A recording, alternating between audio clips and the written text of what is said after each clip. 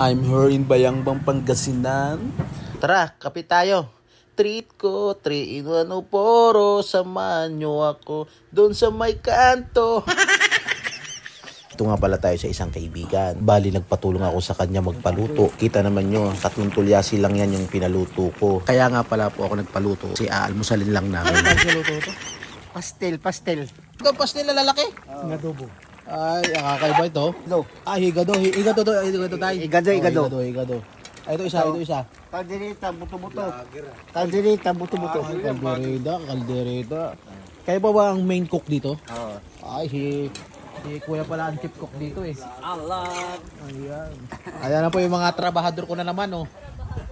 Ayan. Nagpapaluto po ako para sa magpapakain kasi ako eh. Kasi siyempre tayo sumahod na sa ano.